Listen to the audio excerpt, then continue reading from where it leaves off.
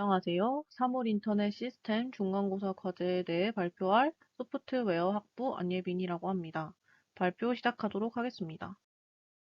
목차는 지금까지 배운 각 주제들에 대해서 무엇을 배우고 왜 배운 것인지에 대한 설명을 하고 제가 가장 중요하다고 생각한 토픽에 대해 얘기하고 그 이유에 대해서 발표하도록 하겠습니다.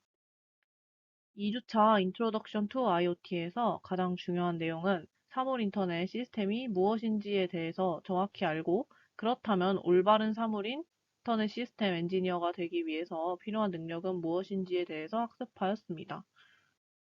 우선 IoT가 무엇인지에 대한 정의를 학습하였습니다. 제가 알고 있던 IoT는 KT사에서 출시한 기가진이나 LG 디오스의 스마트 냉장고와 같이 이미 나와 있는 사물에다가 효율적인 기능을 추가해서 좀 더 삶이 편해지게 도와주는 사물이라고 생각했습니다. 기가진이처럼 스피커에 음성 검색이 생긴다거나 냉장고 속 재료를 파악하고 요리를 추천해주는 기능이 추가되는 것이라고 생각했습니다. 그래서 이 강의를 신청할 때, 이미 존재하는 사물 인터넷들과 인터넷들의 원리에 대해서 배우고 새로운 사물 인터넷을 만드는 방법에 대해서 토론해 보겠구나라고 생각했습니다. 그러고 첫 수업을 듣는데 사물 인터넷은 새로운 인터넷 네트워크 기술도 아니고 새로운 인베디드 컴퓨팅 디바이스도 아니고 새로운 통신 기술도 아니라고 하셔서 사물 인터넷이란 단어는 많이 들어보고 사물 인터넷이라고 출시된 제품이 많지만 이런 제품들이 사물 인터넷이 아니라고? 그렇다면 사물 인터넷이란 무엇일까라는 궁금증이 생겼었습니다. 제가 이해한 사물 인터넷이란 ICT의 기술과 ICT의 기술이 아닌 무언가를 융합해서 만드는 것이며, 그렇다면 IoT는 융합이 중요한 기술이고 융합을 시킨 것이 아니라면 사물 인터넷이 아니라고 정의하였습니다.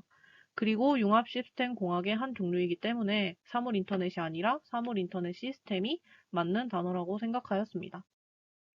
그렇다면 3월 인터넷 시스템을 제대로 사용하기 위해서는 이 기술만이 보여줄 수 있는 킬러 어플리케이션이 필요한데 이것이 지금 없으니 킬러 어플리케이션을 만드는 것이 중요하며 이것을 만들기 위해서는 두 가지 능력이 필요합니다. 첫 번째로는 문제를 발견하고 해결하기 위해 새로운 아이디어를 생각하는 능력이고 두 번째로는 정말 IoT 물건인지에 대한 판단과 평가하는 능력이 필요하다는 것을 알게 되었습니다.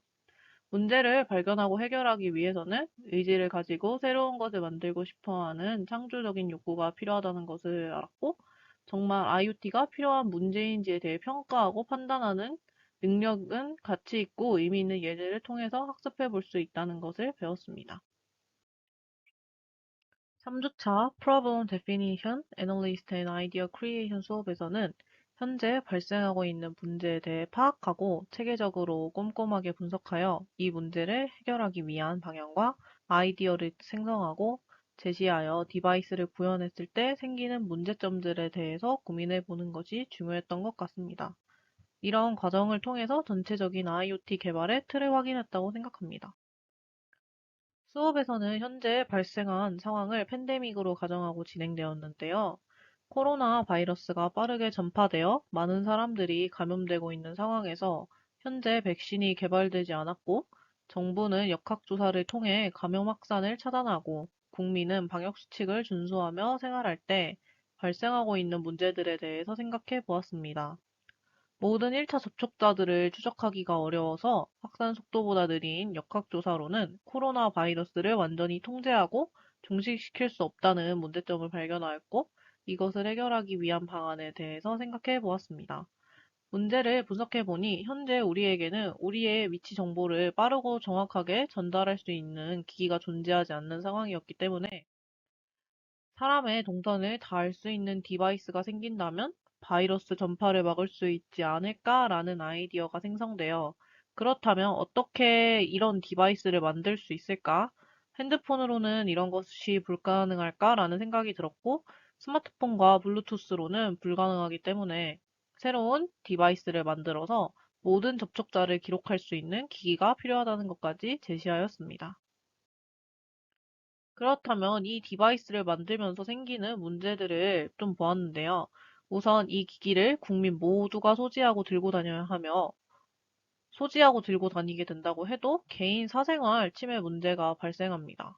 그리고 개인정보 안전에 대한 문제가 발생하기 때문에 이런 점을 극복하기 위해서는 완벽하게 설계가 되어서 디바이스가 팬데믹 상황을 극복할 수 있다는 것을 증명하는 것이 하나의 답이라고 생각하였습니다.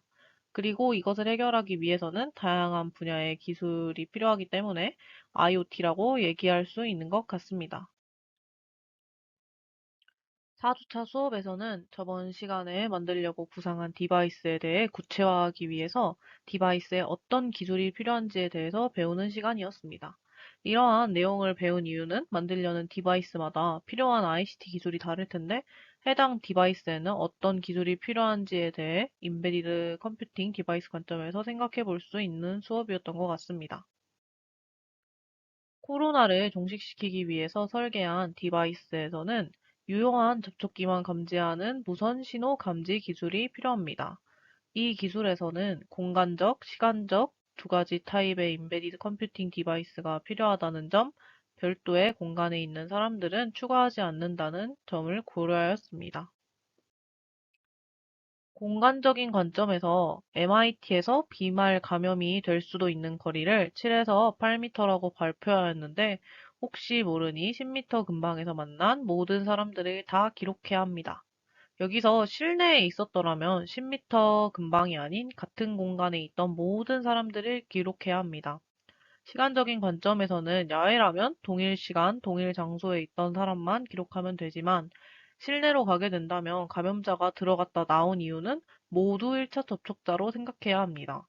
이러한 상황 때문에 통제센터에서는 모든 사람들의 기록을 보며 의미 있는 기록만 읽어낼 수 있어야 합니다. 그리고 디바이스가 두 개가 필요한 이유는 자신이 코로나에 감염되지는 않았지만 혹시나 같은 공간에 있던 사람 중에 코로나에 확진된 사람이 있다면 그 확진자가 방문했던 다음에 방문한 모든 사람들에게 연락을 해야 하기 때문입니다. 이러한 것들 때문에 통제센터에서는 모든 사람의 기록을 보며 의미 있는 기록을 읽어낼 수 있어야 합니다. 별도의 공간에 있다면 추가하지 않는다는 점은 두 사람 사이에 벽과 같이 비말이 통과될 수 없는 것이 있다면 접촉으로 판단하면 안 됩니다. 핸드폰을 사용할 수 없는 이유가 와이파이와 블루투스 때문인데요. 그 이유는 핸드폰에서 사용하는 전파가 회절도 좋고 벽과 유리를 투과하기 때문에 벽을 사이에 두고 있어도 반대벽에 있는 사람을 기록할 수 있기 때문입니다. 그렇기 때문에 유효한 접촉기만 감지하는 무선 신호 감지 기술을 사용하는 새로운 기기가 필요한 것입니다. 그렇다면 무선 신호 감지 기술로는 원적외선을 사용하는 것이 적합해 보입니다.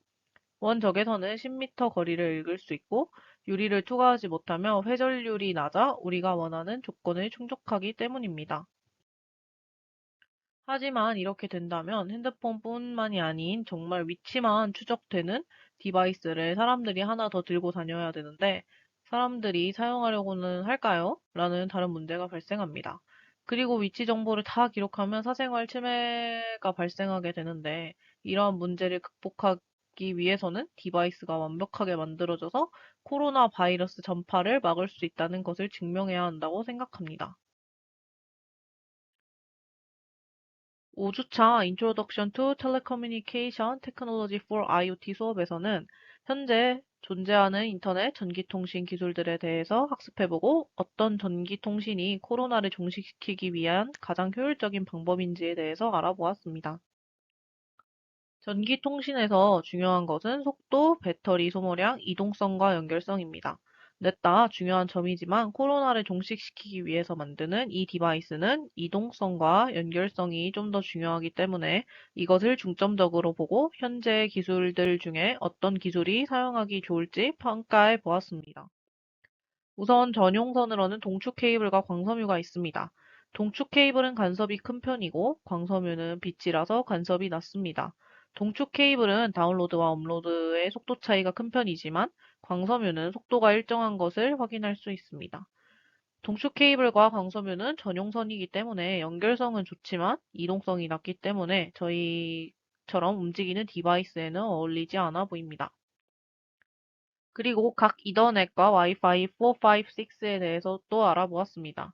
이 다음에 이동 통신에 대해서 살펴보았습니다. 기지국을 사용하는 이동통신은 2G는 다운로드와 업로드의 속도차가 없고 3G, 4G, 5G는 존재하지만 4G부터는 크게 의미 있어 보이지 않습니다. 정리가 된 표를 보면 이 디바이스에는 속도도 준수하고 전력 소모가 적고 가장 중요한 이동성과 연결성이 좋은 2G가 적절하다는 것을 알 수 있습니다. 6주차 인터넷 컴퓨터 네트워크 테크놀로지 for IoT 수업에서 가장 중요하게 학습한 것은 IoT 네트워크 구성에서 IoT 시스템에 포함된 클라이언트와 서버 간의 기능을 정의하는 것이었습니다.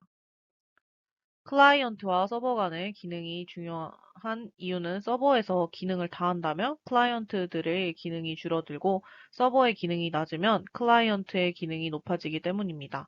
IoT 시스템에는 영향을 미치는 요인들이 많기 때문에 서버와 클라이언트 사이에 중점을 잡는 것이 중요합니다. 우선 클라이언트들에게 기능이 많다고 가정하고 살펴보았습니다. 이때 기능이 많다는 것은 기기의 내부 스토리지가 알아서 내용을 관리한다는 것입니다. 코로나에 확진이 되었다는 정보가 확진자에게서 서버로 날라오면 서버는 그 내용을 확진자와 접촉했던 사람들에게만 내용을 전달할 때 인터넷에 연결되면 됩니다. 같은 내부 공간에 있었으면 다 1차 접촉자로 판단하고 접촉했을 때의 순서 해결이 중요합니다. 이번에는 서버에 기능이 많다고 하며 클라이언트에게 기능이 많을 때처럼 클라이언트에게 연락이 오는 것을 기다리는 것이 아닌 접촉이 되면 바로 서버에 저장을 해야 되고 서버에서 1, 2차 접촉자들을 다 구분하여 필요한 사람들에게만 연락을 하는 시스템을 가지게 됩니다. 이렇게 지금까지 배운 내용들에 대해 리마인드 해보면서 왜 배운 것인가에 대해 생각해보고 정리해보았습니다. 그럼 이번에는 제가 가장 중요하게 생각하는 토픽과 그 이유에 대해 설명하도록 하겠습니다. 제가 가장 중요하다고 생각한 수업은 3주차에 배운 Problem Definition Analyst and Idea Creation 수업이라고 생각합니다. 3주차 수업에서는 현재 발생하고 있는 문제에 대해 정의하고 분석하며 이 문제를 해결하기 위한 아이디어를 생각해보고 제시하는 과정을 학습하였다고 생각합니다. 제가 이 수업이 가장 중요하다고 생각한 이유는 다른 4, 5, 6주차의 수업들은 ICT의 기술들인 Embedded Computing Device Technology, Telecommunication Technology, 그리고 인터넷 컴퓨터 네트워크 테크놀로지라는 기술적인 측면에서 새로 만들려는 이 디바이스에 어떤 기술이 필요할까에 대해 생각해보는 수업이었다는 생각이 드는데 3주차에 배운 수업은 이러한 기술들을 고려해 보기 전에 아주 기초적인 뼈대로 무엇을 만들 것인지에 대한 고민을 해보는 기본적인 과정을 배웠다고 생각하기 때문입니다. 개인적으로 무에서 유를 창조하는 것이 어렵다고 생각하는데 이러한 독창적인 아이디어를 생각해내는 과정을 학습했다는 것이 중요하다고 생각합니다. 그리고 아이디어를 생각해내면서 현재 발생하고 있는 문제에 대해서 객관적이게 분석하고 이것을 해결하기 위해서 어떤 점을 보완해야 하는지에 대해 계속 생각하고 이러한 문제를 보완하기 위해서 필요한 시스템은 무엇인지 생각하는 능력이 중요하다고 생각합니다. 그리고 이러한 보완점을 생각하면서도 발생하는 문제들을 계속 어떻게 해결할지에 대해 다양한 방면에서 바라보는 관점이 중요하다고 생각했습니다. 어떤 기술을 사용해야 효율적일지에 대해 생각해 보는 것도 중요하지만 아이디어를 만들 때 다양한 고민을 해보는 것이 IoT 개발자에게 중요한 능력이라고 생각했기 때문입니다.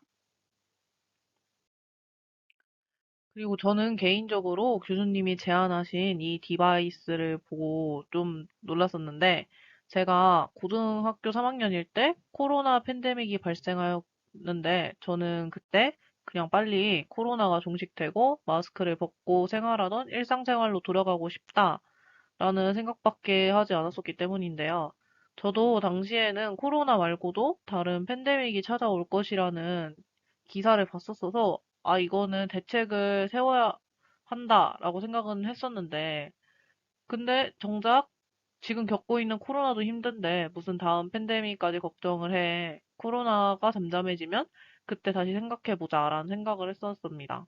생각해보면 코로나를 통해서 다음 팬데믹을 대처할 수 있는 방법을 학습할 수도 있겠다라는 생각을 할 수 있었는데, 그냥 이 상황이 끝났으면 좋겠다는 단편적인 시각으로 약간 안일하게 생각했던 것 같습니다.